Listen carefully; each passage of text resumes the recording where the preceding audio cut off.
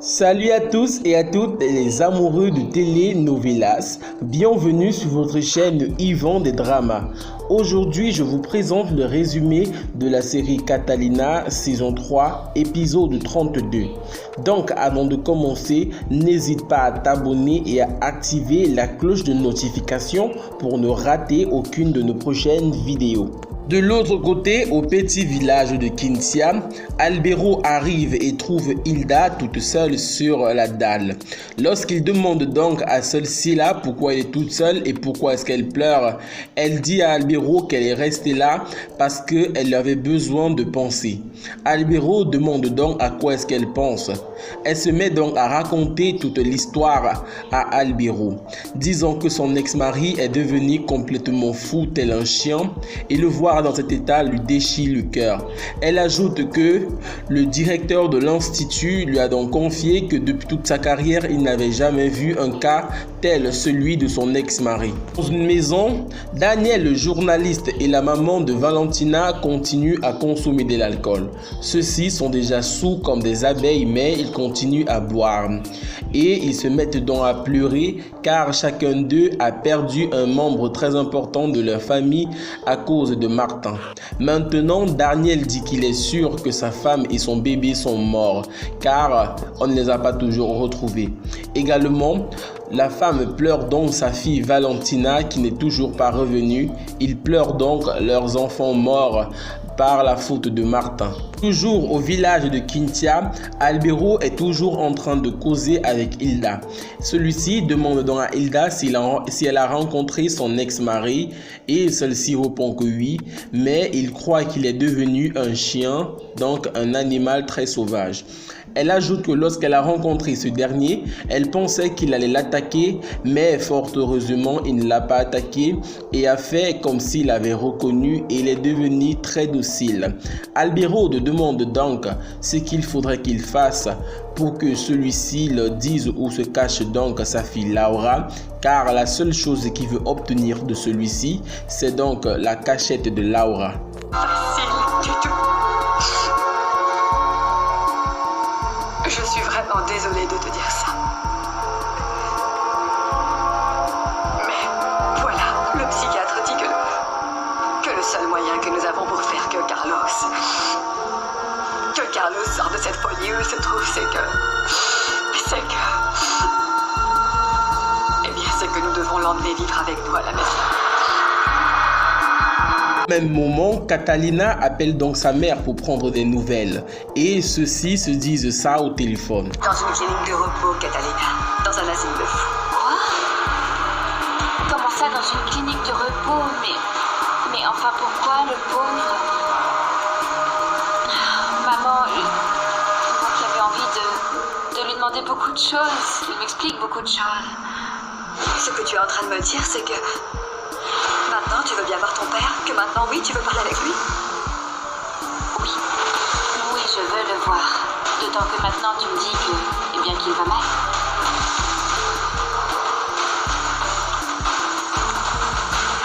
Eh bien, écoute, ça va bientôt arriver, Catalina. Oui, parce que je viens de prendre la décision de faire venir ton père pour qu'il vive avec moi à la maison. Dario arrive donc chez Catalina et se rend immédiatement dans la chambre de Mariana. Lorsque Mariana voit celui-ci, elle est fière parce qu'elle pense qu'il est venu pour la proposer d'aller aux États-Unis avec elle. Mais celui-ci sort donc les résultats du test ADN et demande à Mariana de l'expliquer. C'est quoi ça, Mariana? Ne fais pas l'idiote. C'est une preuve qui montre que la petite n'est pas ma fille, ok? Que Catalina n'a pas le même sang que moi. Qu'est-ce que tu as à dire, Mariana? Ça, c'est un montage, voilà ce que c'est. Un montage de qui? De qui? Ne fais pas l'idiot, ne sois pas bête, ça vient de la personne qui a toujours voulu nous séparer. Catalina, la moyenne. Hernan Dario, dis-moi quelque chose. Est-ce que tu crois que la petite ne porte pas ton sang quand tu la prends dans tes mains? Ne me prends pas pour un idiot, Mariana. Ne te fous pas de moi. Puis au même instant, Mariana se met à se rappeler du jour qu'elle avait couché avec Titi et l'avait demandé de lui faire un enfant. Ensuite, après s'être rappelée de ça, elle dit à Hernan Dario qu'elle sait très bien ce qu'elle a fait et qu'elle sait avec qui elle l'a fait. Alors on n'a qu'à y aller tout de suite et on fait un test. Oui, bien sûr. Il ne manquait plus que ça, alors c'est vraiment super. Il faut que je parte en vitesse avec ma fille en pleine nuit parce que monsieur nous fait un caprice et ne croit pas que c'est sa fille à Non, lui. c'est pas parce que je fais un caprice, mais parce que tu dis que c'est un mensonge. Alors si tu es sûr, à ce moment-là, nous y allons et nous faisons un test. S'il y a un hôpital tout près d'ici, qu'est-ce que tu as à faire? Oui, je sais très bien qu'il y a des hôpitaux près d'ici, mais je ne vais pas permettre une telle humiliation, ni pour moi, ni pour ma fille, d'accord? Si tu veux me croire, eh bien c'est cool. Et sinon, c'est pareil. Mais là, tu dégages d'ici. Et tu es loin déjà. Non. Pourquoi? Il se passe quelque chose. Soraya est à la maison. Non, ça n'a rien à voir avec Soraya. C'est Mariana et Hernan, ils ont commencé à se disputer, ils se disputent très fortement et je n'aime pas ça parce que la bébé est avec eux et tu sais que les bébés ont peur des cris.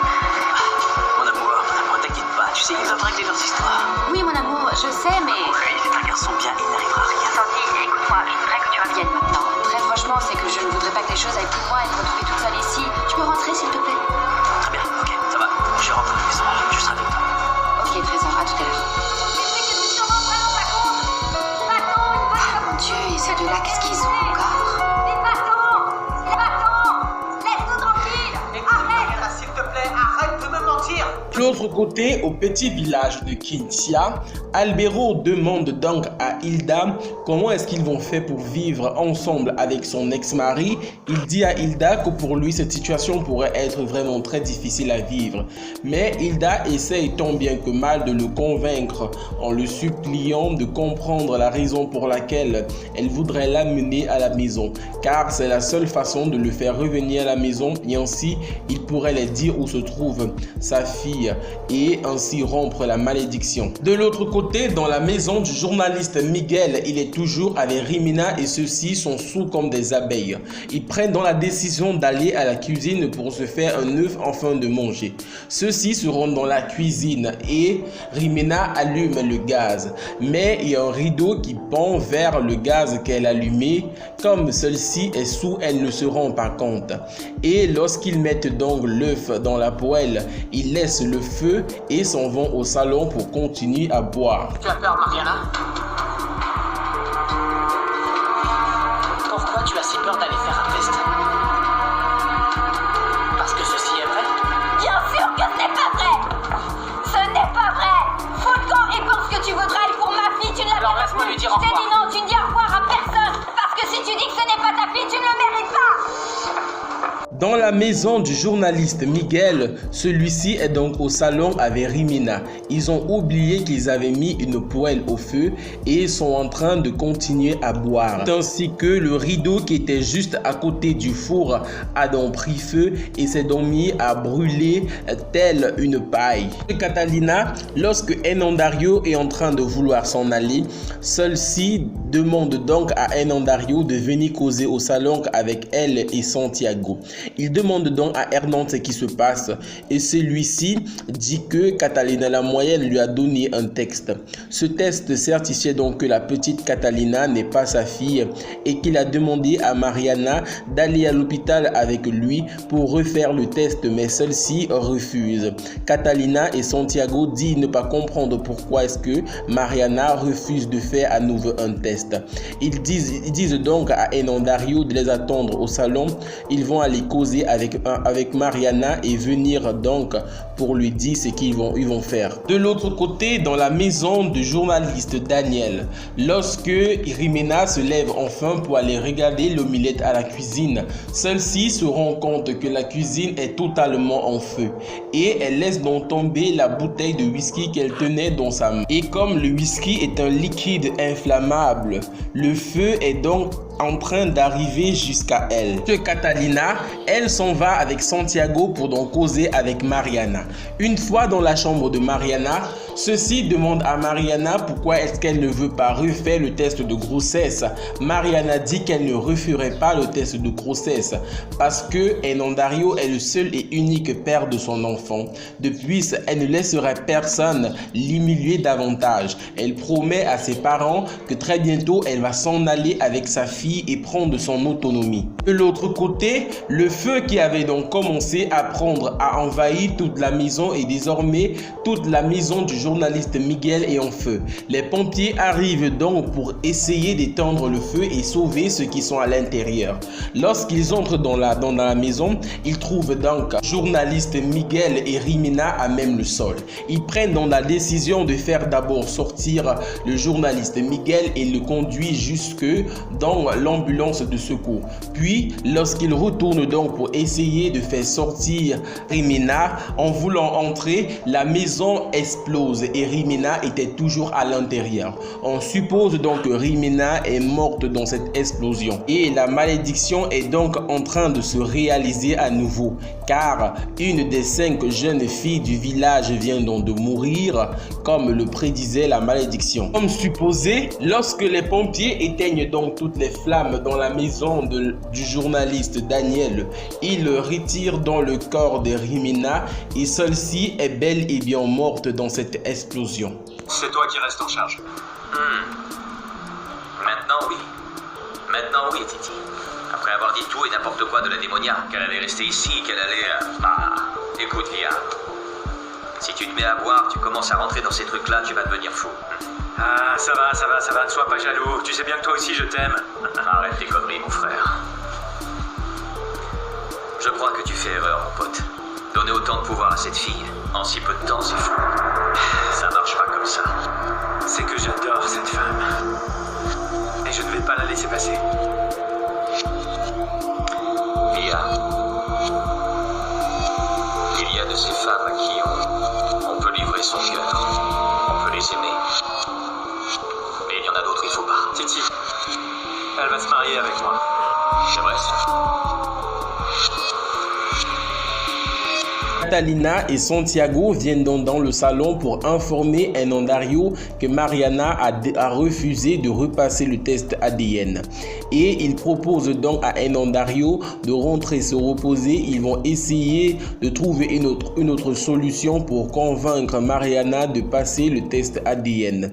Et Hernandario accepte et s'en va. Lorsque celui-ci est parti, Catalina dit donc à Santiago que si Mariana les a menti, alors celle-ci n'est vraiment qu'une mauvaise fille. Elle se pose dans la question de savoir qui est donc le réel père de Catalina la petite. C'est donc là que se termine cet épisode.